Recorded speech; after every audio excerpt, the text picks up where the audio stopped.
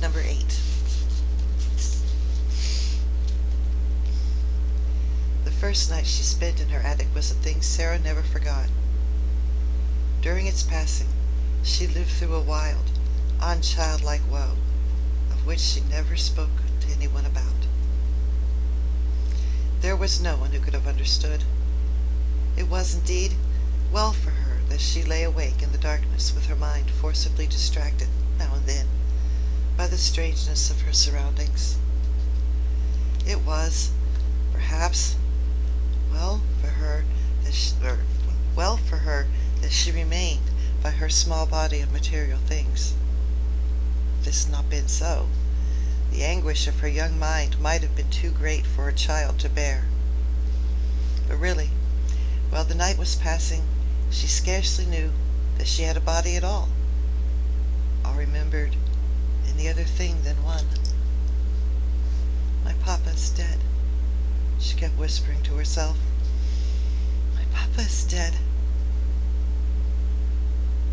It was not until long afterward that she realized that her bed had been so hard that she turned over and over in it to find a place to rest, that the darkness seemed more intense than any she'd ever known, and that the wind howled over the roof among the chimneys, making something which wailed aloud, or something like something. Then there was something worse. This was certain scufflings and scratches and squeakings in the walls behind the skirting boards. She knew what they meant, because Becky described them. They meant Mats and Rice, who were either fighting with each other or playing together. Once or twice she heard a sharp-toed foot scurrying across the floor, and she remembered in those after days, when she recalled things, that when she first heard them, she started up in bed and sat trembling, and when she lay back down again, she covered her head beneath the bedclothes. The change in her life did not come about gradually. It was made all at once. "She must begin as she is to go on," Miss Minchin said to Miss Amelia. "She must be taught at once what she is to expect." Mariette had left the house the next morning. The glimpse Sara caught of her sitting room as she passed its open door showed her that everything had been changed. Her ornaments and luxuries had been removed, and the bed had been placed in a corner to transform it into a new pupil's bedroom. When she went down to breakfast, she saw that her seat on Miss Minchin's side was occupied by Lavinia, and Miss Minchin spoke to her coldly. "You will begin your new duties, Sara," she said, "by taking your seat with the younger children at the smaller table.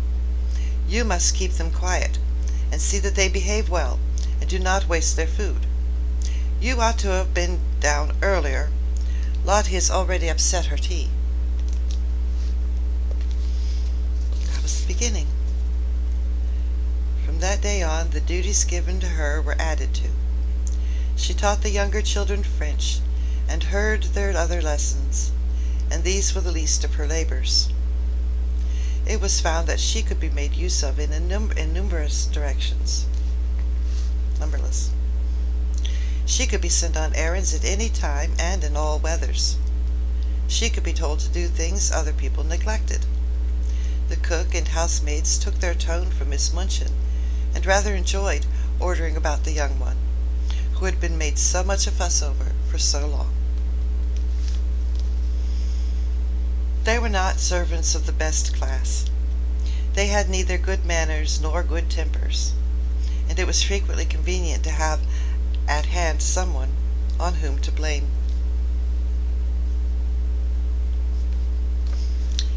During the first month or so, Sara thought that her willingness to do things as well as she could, and her silence under reproof, might soften those who drove her so hard. In her proud little heart, she wanted them to see that she was trying to earn her living, and not accepting charity. But the time came when she saw that no one was softened at all, and the more willing she was to do as she was told, the more domineering and exacting careless housemaids became. And the more readily a scolding cook was to blame her. If she'd been older, Miss Minchin would have given her the bigger girls to teach, and saved money by dismissing an instructress. But while she remained and looked like a child, she could be made more useful as a sort of little superior errand girl and maid of all work. An ordinary errand boy would not have been so clever and reliable.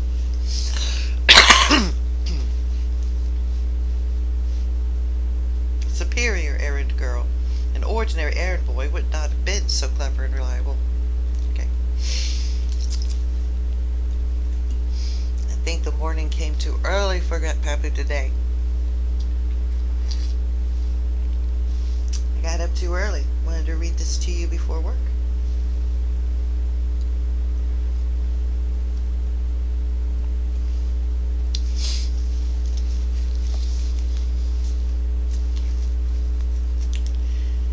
Sara could be trusted with difficult commissions and complicated messages. She could even go and pay bills, and she combined this with the ability to dust her room well and to set things in order. Her own lessons became things of the past. She was taught nothing, and only after long and busy days spent running here and there at everybody's orders was she grudgingly allowed to go into the deserted schoolroom with a pile of old books and study alone at night. If I do not remind myself of things I have learned, perhaps I may forget them, she said to herself. I'm almost a scullery maid, and if I'm a scullery maid who knows nothing, well, I shall be like poor Becky. I wonder if I could quite forget and begin to drop my H's and not remember that Henry the VIII had 6 wives.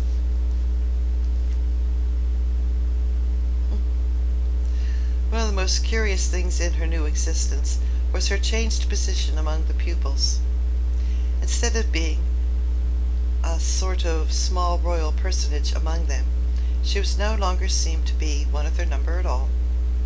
She was kept so constantly at work that she scarcely ever had an opportunity of speaking to any of them, and she could not avoid seeing that Miss Minchin preferred that she should have a life apart from them, apart from that of the occupants of the schoolroom.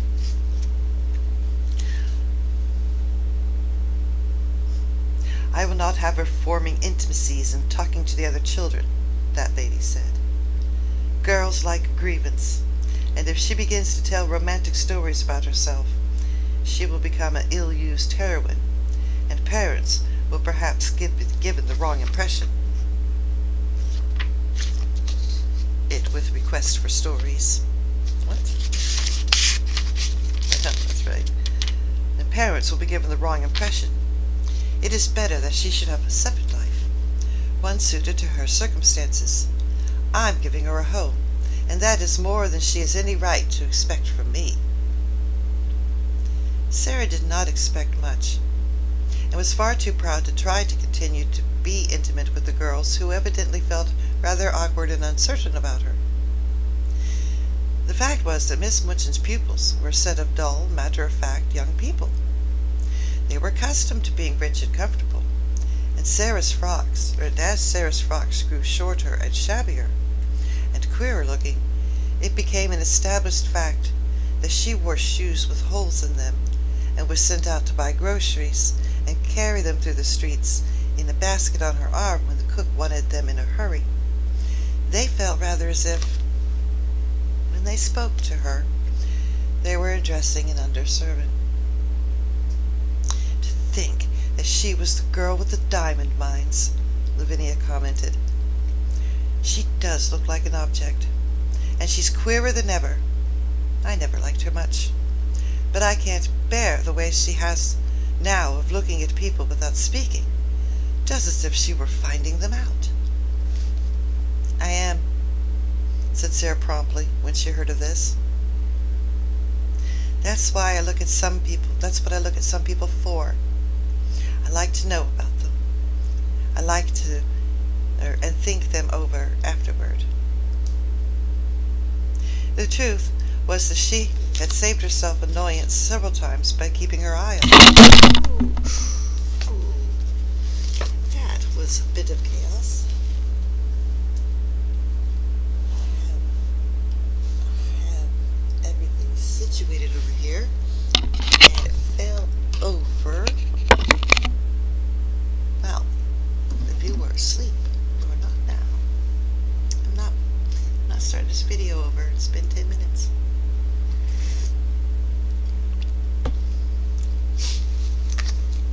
We don't need audiobooks. No, we don't. Real life. When you go and be with your grandmother, you're going to be with a real life human being. And that includes chaos. We're not an audiobook. We're a grandma reading service. Okay, let me find my space again. Oh, kiddo.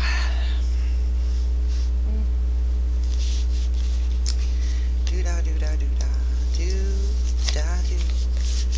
Today is a little bit different than most because I'm trying to get done in time.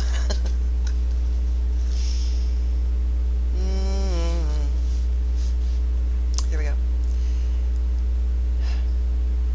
The truth was that she had saved herself annoyance several times by keeping her eye on Lavinia, who was quite ready to make mischief, and would have been rather pleased to have made it for the ex-show pupil. Sara never made any mischief herself, or interfered with anyone. She worked like a drudge. She tramped through the wet streets, carried parcels and baskets. She labored with the childish intention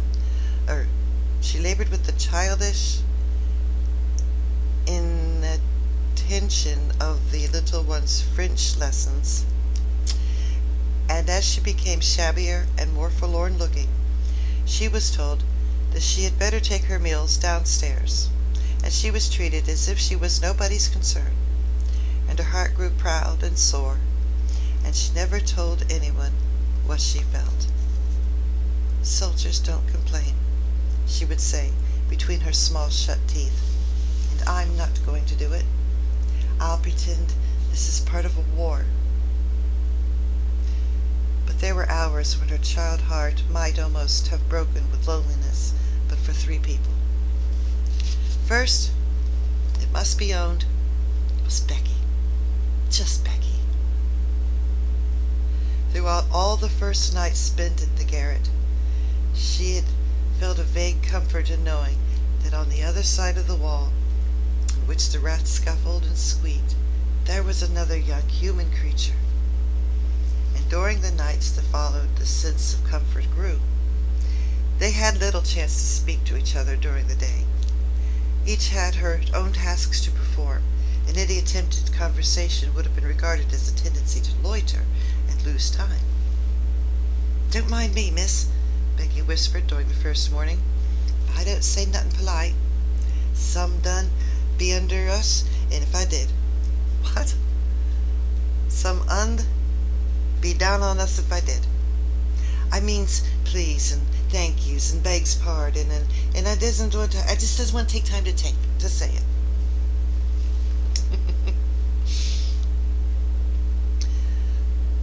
But before daybreak she used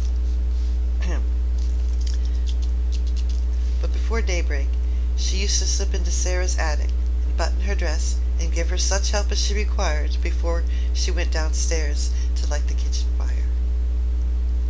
And when night came, Sara always heard the humble knock at her door, which meant that her handmaid was ready to help her again if she needed. Becky was really invested. During the first weeks of her grief, Sara felt as if she were too stupefied to talk. So it happened that some time passed before they saw each other much or exchanged visits. Becky's heart told her that it was best that people in trouble should be left alone. The second of the trio of comforters was Ermengarde, but odd things happened before Ermengarde found her place. When Sara's mind seemed to awaken again to the life about her, she realized that she had forgotten that an Ermengarde lived in the world. The two had always been friends, but Sara felt as if she were years the older. It could not be contested that Ermengarde was as dull as she was affectionate. She clung to Sara in simple, helpless way. She brought her lessons to her that she might be helped. She listened to her every word and besieged her with requests for stories. But she had nothing interesting to say herself, and she loathed books of every description. She was, in fact, not a person one would remember when one was caught in a storm of great trouble, and Sara forgot her. It had been all the easier to forget her because she had been suddenly called home for a few weeks. And when she came back, she did not see Sara for a day or two, and when she met her for the first time, she encountered her coming down a corridor with her arms full of garments, which were to be taken downstairs to be mended. Sara herself had already been taught to mend them. She looked pale and unlike herself, and she was attired in a queer outgrown frock, whose shortness showed so much thin black leg. Ermengarde was too slow a girl to be equal to such a situation. She couldn't think of anything to say. She knew what had happened, but somehow she'd never imagined that Sara could look like this. So odd and poor and almost like a servant. It made her quite miserable, and she could do nothing but break into a short hysterical laugh and exclaim aimlessly and as if it were without any meaning, "Oh, Sara, is that you?"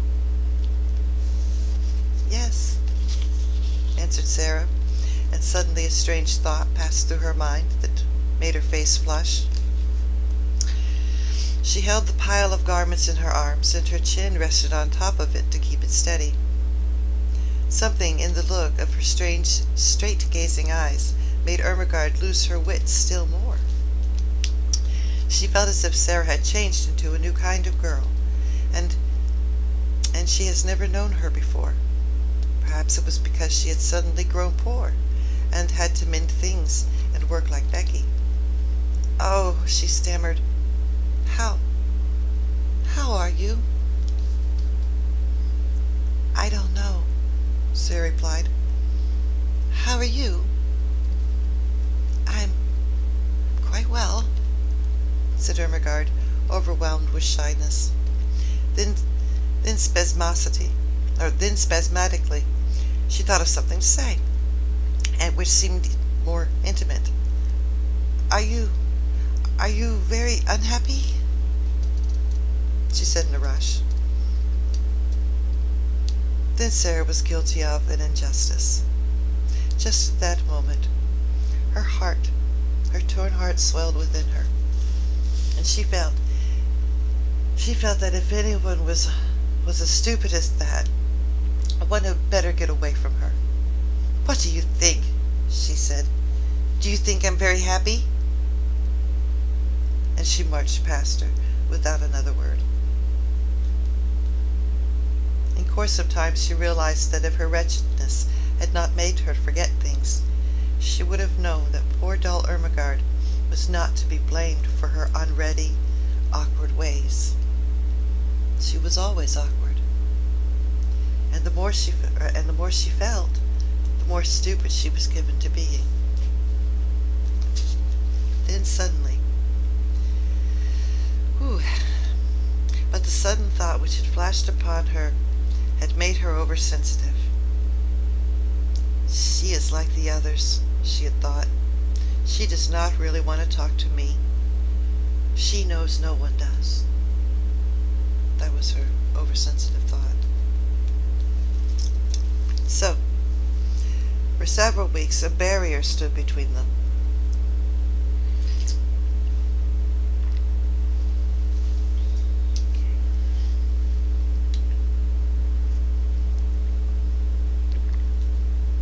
When they met by chance, Sara looked the other way, and Ermengarde felt too stiff and embarrassed to speak. Sometimes they nodded to each other in passing, but there were times when they did not even exchange a greeting. she'd rather not talk to me, Sara thought. I will keep out of her way. Miss Munchin makes that easy enough. Miss Munchin made it so easy that at last they scarcely saw each other at all. At that time, it was noticed that Ermengarde was more stupid than ever, and that she looked listless and unhappy. She used to sit in the window seat, huddled in a heap, and stare out the window without speaking. Once Jessie, who was passing by, stopped to look at her curiously. "What are you crying for, Ermengarde?" she asked. "I'm not crying," answered Ermengarde in a muffled, unsteady voice. "You are," said Jessie. "A great big tear just rolled down the bridge of your nose and dropped off the end of it, and there goes another." "Well," said Ermengarde, "I'm miserable, and no one need interfere." And she turned her plump back and took out her handkerchief and boldly hid her face in it.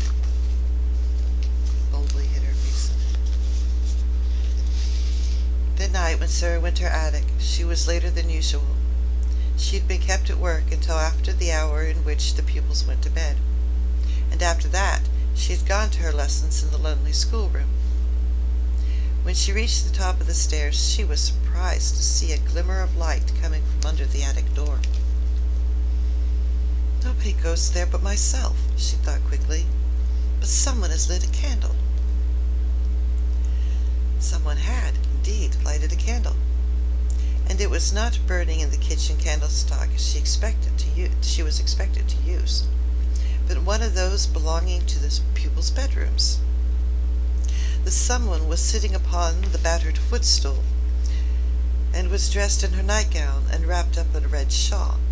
It was Ermengarde. "Ermengarde!" cried Sara. She was so startled that she was almost frightened. "You will get into trouble." Ermengarde stood up from her footstool. She shuffled across the attic in her bedroom slippers, which were too large for her, and her eyes and nose were pink with crying. "I know I shall, if I'm found out," she said, "but I don't care. I don't care a bit. Oh, Sara, please tell me, what is the matter? Why don't you like me any more?" Something in her voice made the familiar lump rise in Sara's throat. It was so affectionate and simple, so like the old Ermengarde, who had asked her to be best friends. It sounded as if she had not meant what she had seemed to mean during those past weeks. "I do like you," Sara answered. "I thought, you see, everything is different now.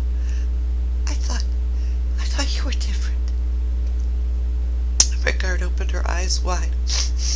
Why, it is you who is different," she cried. "You didn't want to talk to me. I didn't know what to do. It was you who were different after I came back." Sara had a thought. She saw that she had made a mistake. "I am different," she explained. "Though not the way you think. Miss Munchin doesn't want me to talk to the girls. Most of them don't want to talk to me. I thought perhaps you didn't, so I tried to keep out of your way." "Oh, Sara," Ermengarde almost wailed in her reproachful dismay. And then after one more look, they rushed into each other's arms. It must be confessed that Sara's small black head lay for some minutes on the shoulder covered by the red shawl. When Ermengarde had seemed to desert her, and she'd felt horribly lonely. Afterward, they sat down upon the floor together, Sara clasping her knees with her arms, and Ermengarde rolled up in her shawl. Ermengarde looked at the odd, big-eyed little face adoringly. "I couldn't bear it any more," she said. "I dare say you could live without me, Sara, but I could not live without you. I was nearly dead. So tonight, when I was crying under the bedclothes, I thought all at once of creeping up here and just you to let us be friends again." "Oh, you're nicer than I am," said Sara. "I was too proud to try and make friends. You see, now that trials have come, they have shown me that I'm not a nice child. I was afraid they would. Perhaps," wrinkling her forehead wisely, "perhaps that is what they were sent for." "I don't see any good in them," said Ermengarde stoutly. "Neither do I, to tell the truth," admitted Sara, frankly. "But I suppose there might be good in things, even if we don't see it. There might," doubtfully, "there might be good in Miss Munchin." Ermengarde looked around the attic in a rather fearsome curiosity. "Sara," she said, "do you think you could bear living here?" Sara looked around also. "If I pretend it's quite different, I can," she answered. Or if I pretend it's a place in a story." She spoke slowly. Her imagination was beginning to work for her, which had not worked for her at all since her troubles had come upon her, and she had felt as if it had been stunned. She felt as if it had been stunned. "Other people have lived in worse places. Think of the Count of Monte Cristo and the dungeons of Le Chaulieu. And think of the people in the Bastille." "Bastille," half whispered Ermengarde, watching her and beginning to be fascinated. She remembered stories of the French Revolution, which Sara had been able to fix in her mind by her dramatic relation of them. No one but Sara could have done it. A well-known glow came to Sara's eyes. "Yes," she said, hugging her knees, "that'll be a good place to pretend about. I'm a prisoner in the Bastille. I have been here for years and years and years, and everybody has forgotten about me. Miss Munchin is the jailer, and Becky," a sudden light adding itself to the glow in her eyes, "Becky is the prisoner in the next cell." She turned to Ermengarde, looking quite like the old Sara. "And I shall pretend that," she said, "and it will be great comfort." Ermengarde was once enraptured and awed. "And will you tell me about it?" she said.